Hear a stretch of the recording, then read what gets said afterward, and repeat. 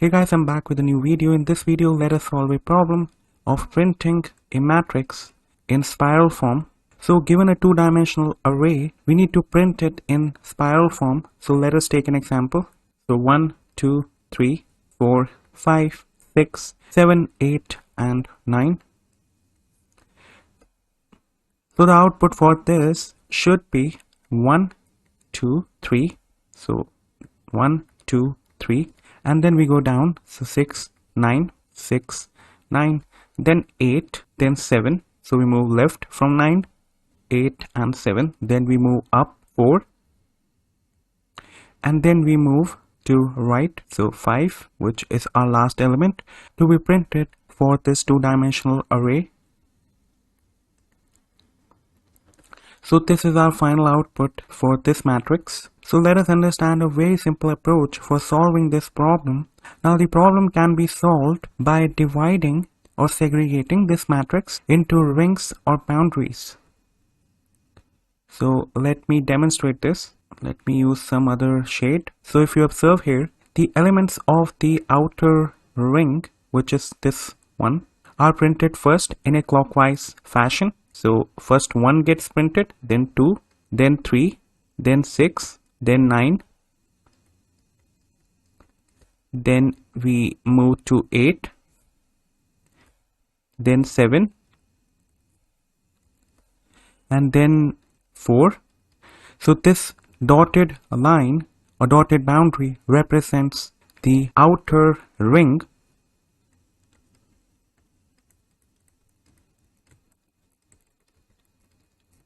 So we print the elements that are there in the outer ring first in a clockwise fashion. Then the elements of the inner ring are printed. In the inner ring we have only one element for this matrix, which is 5. So we print that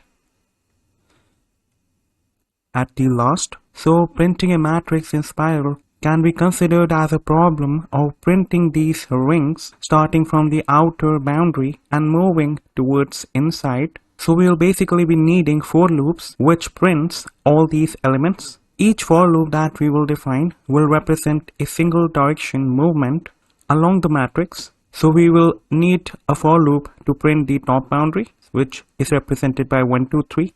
A for loop to print the right boundary, which prints 6, 9. A for loop to print the bottom boundary.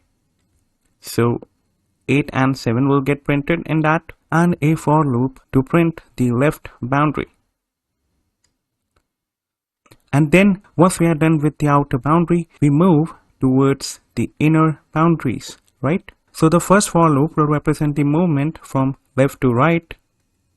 The second movement will represent the traversal for the right boundary or right wall, which is this one. So it is top to bottom. Then the third traversal will represent the movement from right to left. And finally, the fourth one will represent the movement from bottom to top. So the approach here is to use 4 indices. So I will be using 4 indices. One will be row min, row max, col min, and col max. So row min and col min will be given initial values of 0 to begin with. Row max and col max will be given the initial value of the number of rows and columns that we have respectively. So for row max we will have 3 rows for this matrix, and col max we will have 3 columns for this matrix. So we will keep on printing the elements of our matrix as long as the row min is less than the row max, which means that the row min is less than the total number of rows that we have in our matrix, and the col min is less than the col max.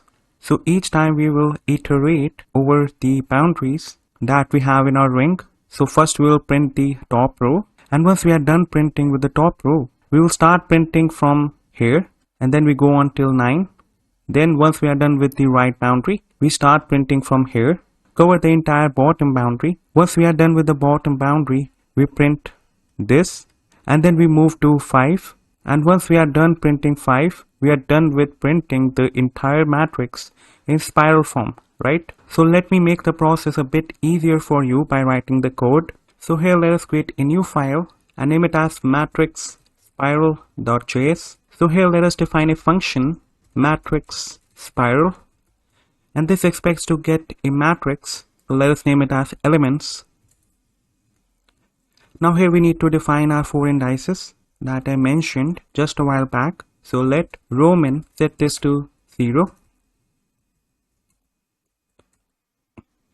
Let colmin set this to 0. Let callmax and set this to elements 0 dot length, and then let us take a variable I. Now as long as our rowmin is less than rowmax and colmin less than callmax, we will do the following work. So first we will print the top boundary of the ring, then the right boundary, then we print the bottom boundary, and then we print the left boundary. So for printing the top boundary, we need a for loop for I as callmin, I less than callmax, I plus plus. So let me demonstrate this. So for this matrix, if you see, callmin will be right here in the start, and callmax will be right here, so right outside our matrix. Okay, so we need to move till callmax -1 inclusive and callmax is excluded, right? So we need to traverse over this top boundary. So we need a for loop for that, and I will vary from callmin to callmax. So let us log to the console.log elements. Now here first we need to specify the index for the row, which in this case will be row min. Our row min will be right here, and our row max will be on index 3. So right outside the array, here we will have 0, 1, 2, 3 will be outside, and 0, 1, 2, 3 will be outside. So to reference this row, we can say elements of row min, and then to access each element of this row, we can use this I, right? So elements, row min, and I.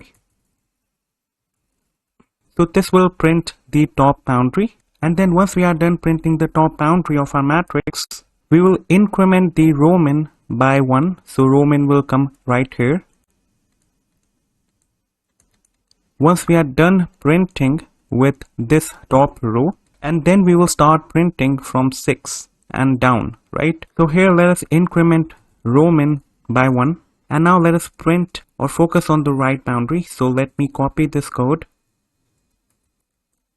and paste it down here. So here the loop will be for I is equals to row min, because now we are on the last column, so the column index will be fixed, but our row will vary, right? So for I row min, I less than row max, I plus plus, and here the row is varying.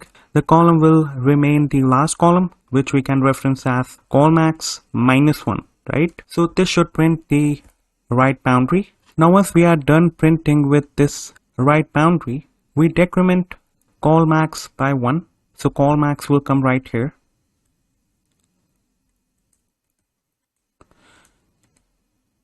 Now since 9 has already been printed, we will start iterating from 8 onwards. So callmax -1, right? And then we will print the bottom boundary as long as our I is greater than or equal to callmin. Now here we also need to ensure that we don't go beneath this bottom boundary. So for that we can add a check that if our row min is less than the row max, right? So here we first need to do a callmax -. So this brings us to the last element of our matrix, which will be this 9. But since this is already printed, we need to start iterating from callmax -1. So first we need to check for row min less than row max. This condition should be satisfied. And then we can say for I is equals to call max minus 1, I greater than equal to the call min, and I minus minus. Now here we are decrementing I because we are moving from right to left. So from higher indices to lower indices. So let us log here elements, and since we are on the last row of our matrix, we can reference that by saying row max minus 1, and here our columns will be varying, so I, and give this a space. Let us give some space here as well and here also. So let me drag the comment here. So we are dealing with the bottom boundary. Now once we are done printing the bottom boundary, we need to decrement row max by 1. So this brings row max to here. Now since 7 gets already printed with the loop that deals with the bottom boundary, we need to start printing from 4. So for printing the left boundary, here also we need to check if our column min is less than call max. Only then we want to perform the following work. So our call min should not exceed the call max. So here we'll start from row max minus 1 and we'll go on till row min and I minus minus console.log elements. So here our row is varying and the column is we can reference it by saying call min, and let us give some space here. So once we are done printing the left boundary, it's time to increment our call min. Now let us see this code in action. Let us define an array of elements. So a two-dimensional array, 1, 2, 3, 4, 5, 6 and 7, 8, 9. So 3 by 3 matrix, and here let us call the function matrix spiral, pass to it our elements matrix, and now let us run the file. Okay, so remove this semicolon, and here is our output. So first we get 1, then 2, then 3, then 6, 9, then 8, 7 and then 4, 5. So this prints the elements in a spiral order. So this was the expected output. So now let us do a quick try run of our code. So let us go back to the whiteboard and let me clear this up. And here let me paste the grabbed snippet. And here let us draw the matrix. So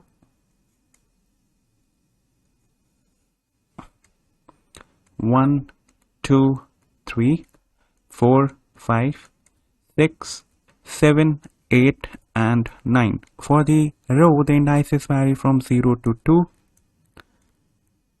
and for the column, indices vary from 0 to 2 as well. So we will have an index for row min and a row max. So let me place it right below the bottom row. So row max will be 3, a call min and a call max.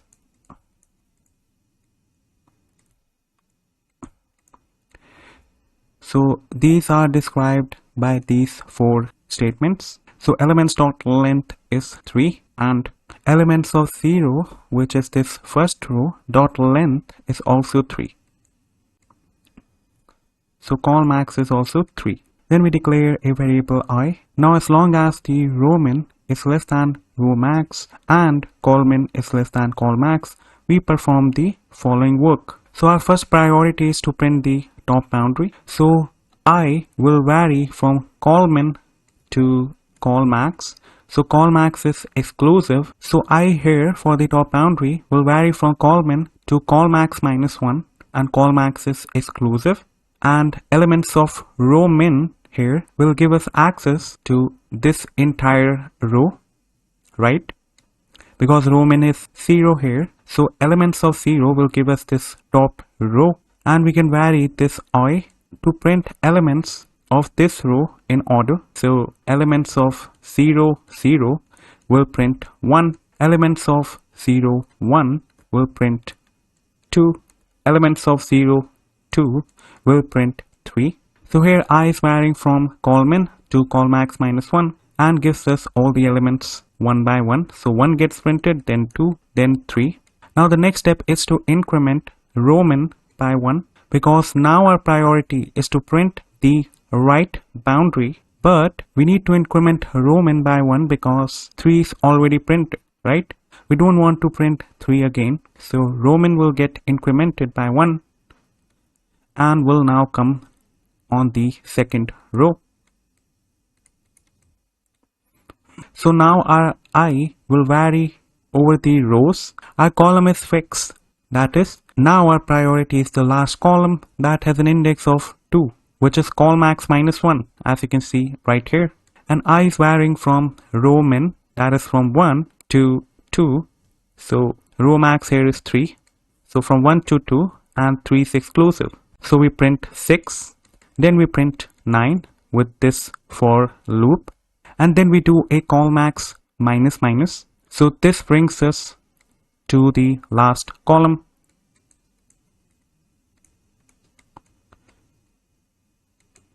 So colmax becomes 2.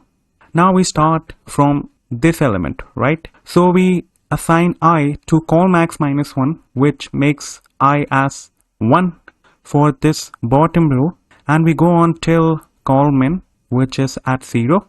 So we keep printing these elements, so 8 and 7, subject to this condition that our row min is less than row max, which indeed is true, as you can see. So we print 8, then we print 7, and then we do our row max minus minus. So this brings us to this row. So this is our row max now. Now since 7 is already done, we need to start from row max minus 1, which is 2 minus 1 from here, and we go on till row min. So row min is also 1 now, and our I is also 1 because of row max minus 1. So row max is at 2 and I is at 1. So I greater equal to row min, so 1 greater equal 1, which is true. So we print the element at I 1 and colmin 0, which is 4, right? And subject to the condition that colmin is less than colmax. So colmin is 0, colmax is this, so it is true. So 4 gets printed. And now we do a colmin plus plus. So colmin comes right here. So this means we are done traversing over our outer boundary. So this outer ring. So this outer ring is done. So 1, 2, 3, and then 6, 9, then 8, 7, then 4. So this outer ring is done, which I have highlighted here. Now our priority is for 5. So we go to the next iteration of our while loop. So row min is 1 and row max is 2. So 1 less than 2, and our colmin is 1 and colmax is, so 1 less than 2 and 1 less than 2 is true. So we make it into the while loop. So here we vary our I from colmin to colmax. So colmin is at 1 and colmax is at 2. So 1 less than 2 is true. So elements at row min and I. So elements at 1, and for the first iteration of this loop we are at colmin. So this gives us 5. We print 5. And then we do a I plus plus. So now I becomes 2. Now 2 less than colmax. 2 less than 2 is false. So we come outside the for loop and row min gets incremented by 1. So row min will become 2. Now when row min becomes 2, here we have our loop for the right boundary. So 2 less than 2. The check is here. 2 less than 2. It is false. So we do a colmax minus minus. So here our colmax is 2.